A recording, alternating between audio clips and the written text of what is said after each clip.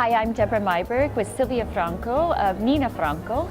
Well, I must ask you, Nina Franco. Franco sounds a little French. Where does the name come from? Well, actually, there is a part of a family, Italian family that is really from Italy. It's not from France. Actually, there was a family from Spain, which was called Franco. But our part of the family is totally Italian. And you produce a lovely spumante. Yes. So some Prosecco. Yes. So we produce Prosecco in the northeast of Italy, which is the area for Prosecco production. We are based in the historical area, which is the hilly side in the Valdobbiadene di OCG. And that is the name also of the town where we are, where we have been since 4 generations now. So. And I understand that there's a small trend toward vineyard designated Prosecco, site designated Prosecco. Could you talk about that a little bit? Yes, what we like to teach to the world in the world of Prosecco is that Prosecco is not just Prosecco. You can surely produce the entry levels in terms of blends, cuvées, but a very interesting thing to learn about the area of Prosecco as well, like many other viticulture areas, are the single vineyards. So thanks to the single vineyards, producing them in the way that then the producer wants, so the producer can give the character as well to the wine.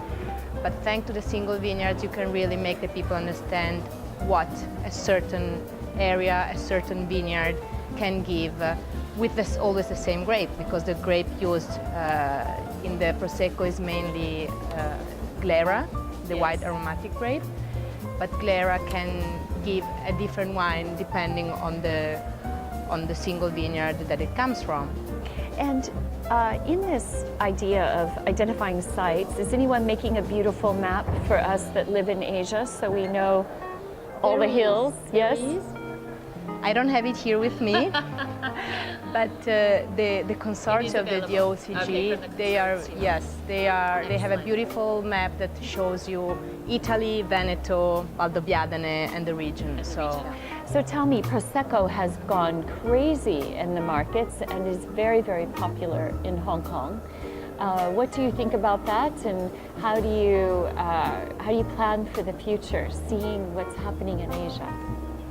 I think that Asia in general is an area which is very much growing compared to many other areas like the Americas, Canada, America, where there is, since many years, the market is more established.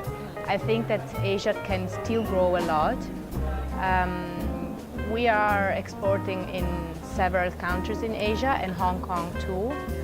And I think that talking about Prosecco, in our case of Nino Franco, we have always liked to focus on the quality. And focusing on the quality, you are in a level where you need to make a different kind of work in the, let's say, in the sales, in the presentation of the wine, that makes it, we need to have a lot of effort to make the people understand the difference between a Prosecco and another Prosecco.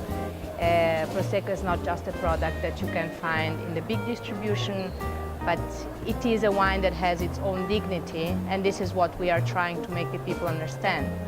It's a wine that, it's a sparkling wine that should be in every wine list, together with all the important wines of the world, so all the sparkling and the white and the red.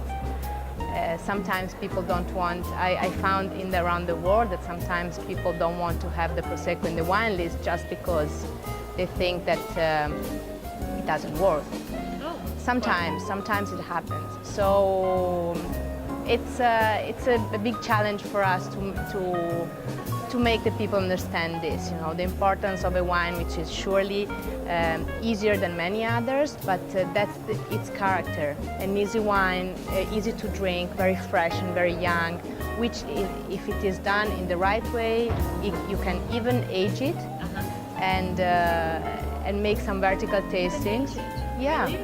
I wouldn't say buy a bottle of Prosecco and age it, but if you put some bottles aside just as a curiosity, you will see that the good Prosecco, when it's done with a good quality, it can...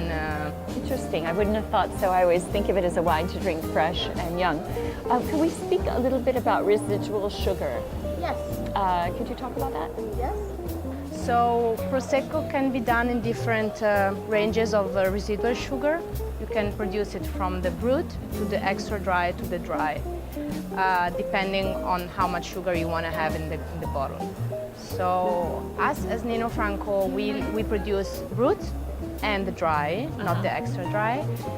The brut range goes basically from 0 to 12 grams per liter. In the DOCG, we're not allowed to call it extra brut under 6 grams per liter. So you have brut until 12 grams per liter, then you have from 12 until 18 grams, you have extra dry, and from 18 to 30 you have dry.